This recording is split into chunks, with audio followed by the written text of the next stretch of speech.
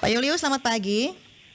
Selamat pagi Bu Karolin, selamat pagi pemirsa RRI dimanapun berada. Oke, salam sehat selalu Bapak ya. Ya, terima kasih. Salam sehat Bu Karolin. Oke, Pak Umbu, ini kabarnya memang kita NTT belum ada penyebaran untuk wabah PMK ini ya. Detailnya ini seperti apa nih Pak Yulius, bisa diinformasikan ke pendengar kita?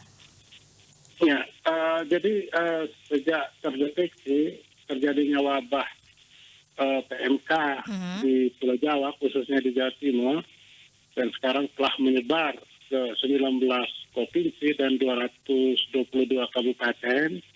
Kita bersyukur bahwa NTT hingga saat ini belum tertular penyakit PMK. Ya. Oke, nah ini walaupun belum begitu ya, kita berharap tidak tersebar sama sekali, tidak akan terjadi penyebaran sama sekali dari wabah PMK ini. Upaya yang dilakukan sejauh ini oleh karantina pertanian ini seperti apa nih Pak Yulius? Jadi yang kita lakukan untuk di NTT, karena kita adalah zona hijau, zona bebas, adalah bagaimana kita bisa membendung, kita bisa menyisir, kita bisa mengidentifikasi juga semua kapal maupun pesawat yang berasal dari luar NTT. Jadi semua kapal, semua pesawat yang luar dari NTT itu kita menyisir angkutannya yang terkait dengan media pembawa. Media pembawa itu berupa hewan yang rentan PMK dan produk-produknya, sampai ke produk-produk yang seperti susu, seperti dendeng, abon, dan lain-lainnya. Itu kita sisir semuanya. Oke, oh jadi tidak hanya hewan ternaknya saja ya, tapi produk-produknya juga termasuk begitu ya Pak Yulius? Iya, betul.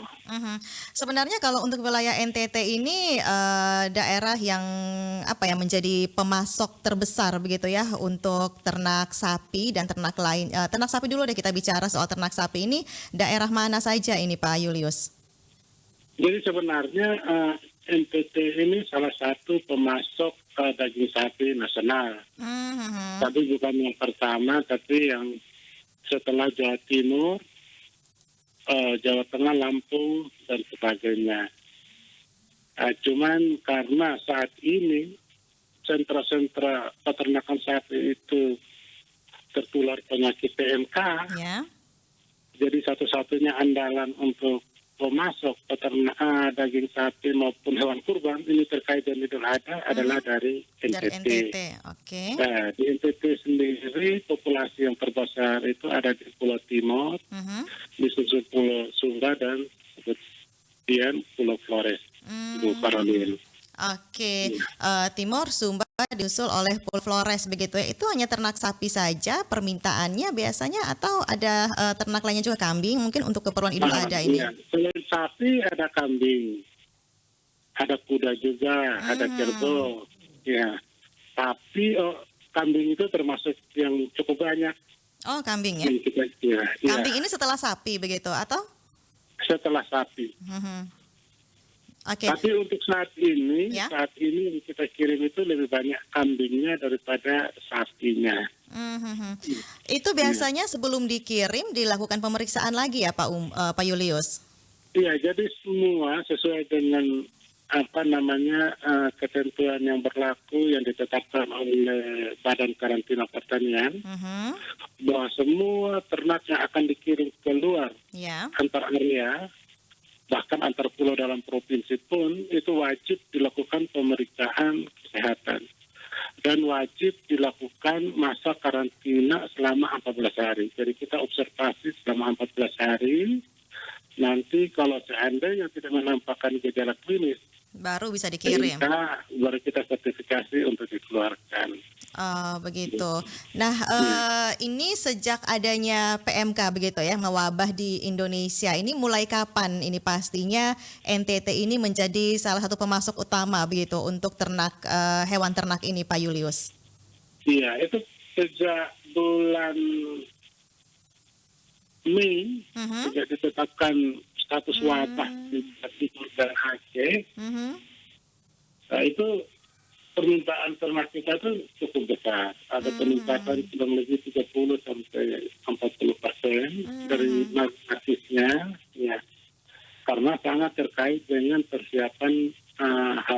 Adha. Ada tadi. Oke.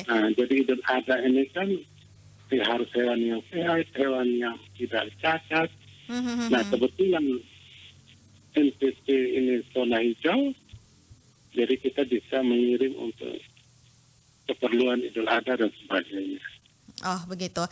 Untuk pencegahan lainnya nih, upaya preventif lainnya nih Pak Julius, selain tadi ada upaya karantina juga ya selama 14 hari atau selama 2 minggu ini. Sebelumnya dari karantina pertanian Ende ini apakah ada pemeliharaan atau pemeriksaan rutin mungkin untuk di lokasi-lokasi peternakan seperti itu di wilayah NTT atau seperti apa atau tidak sama sekali? Jadi ada dua yang kita lakukan. Yang pertama untuk seluruh NTT ya Bu ya.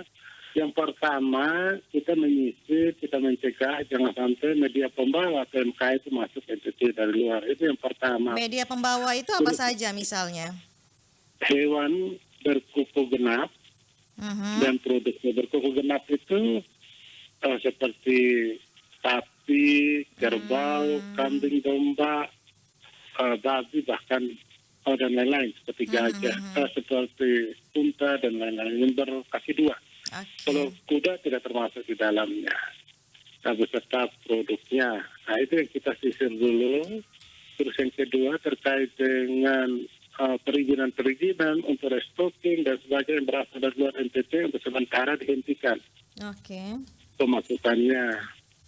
Terus yang kedua kita lakukan desinfeksi. Desinfeksi alat angkut, desinfeksi kandang, desinfeksi itu penyemprotan anti hama, anti kuman. Yeah. Nah, semua kita lakukan untuk memutus mata rantai PMK. ini. Nah, itu yang keluar. Karena yang masuk tidak ada gitu, Bu. Jadi kita lakukan itu untuk memutus mata rantai, walaupun kita daerah zona bebas, tapi perlu kita deteksi dini. Jangan sampai ada kemungkinan muncul. Itu yang pertama yang terkait dengan lalu lintas. Terus yang kedua yang terkait dengan peternak kita, yang pertama yang kita lakukan adalah sosialisasi. Sosialisasi melalui beberapa cara, ada leaflet, poster, medsos dan sebagainya. Terus yang berikut adalah early warning system kita. Deteksi dini di kandang-kandang. Itu dilakukan oleh Dinas Peternakan di samping penyuluhan-penyuluhan. Ya. Baik. Lalu Pak Julius, ini kan 1 minggu lagi ya mau Idul Adha nih. Kira-kira ada peningkatan permintaan tidak ini? Kalau dari pengamatan selama ini begitu ya? Iya, ini peningkatan yang luar biasa. Jadi sampai kemarin saya lihat masih ada pengiriman dalam jumlah yang sangat banyak ya. Seperti tol laut sekali kirim itu 550 ekor, ada yang sampai 600, 700 untuk kapal kargo. Dan jangkauannya juga dari sapi-sapi dari NTT itu semakin luas, semakin banyak daerah yang meminta. Kemarin saya dicek sudah sampai di Pekanbaru yang biasanya kita tidak kirim, sekarang Pekanbaru. Sekarang kirim begitu ya, biasanya di Pulau Jawa saja ya. Kalau Jawa sama Kalimantan Timur, sama Banjarmasin saja. Sama Sulawesi. Lalu Pak Julius, kalau permintaan terbanyak itu dari daerah mana itu Pak Julius? Itu yang terbanyak itu dari Jabodetabek dan Kalimantan Timur sama Banjarmasin. Urutan pertama Jabodetabek ya? Ya, itu Sulawesi Selatan. Tapi kalau kambing itu lebih banyak ke Sulawesi Selatan. Hampir semuanya Sulawesi Selatan. Berarti orang Sulawesi lebih suka konsumsi kambing begitu ya dibanding sapi. Iya. Pak Julius, terima kasih ya untuk informasinya. Mudah-mudahan ini untuk hewan ternak kita di NTT khususnya di daratan Flores ini tetap aman terkendali begitu ya dengan pengawasan upaya preventif yang sudah dilakukan oleh karantina pertanian Ende dan juga Dinas Peternakan di masing-masing daerah. Terima kasih Pak Julius. Selamat pagi, selamat beraktivitas kembali. Terima kasih Bu Karolin, terima kasih untuk pemirsa. Bersama dengan Julius Umbu, pendengar ya, ini dokter hewan dari Kepala Karantina Pertanian ND yang sudah menginformasikan bagaimana wilayah NTT saat ini menjadi salah satu pemasok utama pendengar ya untuk hewan ternak ke sejumlah wilayah di Indonesia akibat dari wabah penyakit mulut dan kuku atau PMK yang saat ini menjadi masalah serius di sejumlah wilayah di Indonesia pendengar ya. Nah, setelah ini kami masih akan hadirkan informasi lainnya untuk Anda, tetaplah bersama kami. Pro 1, Kanal Inspirasi.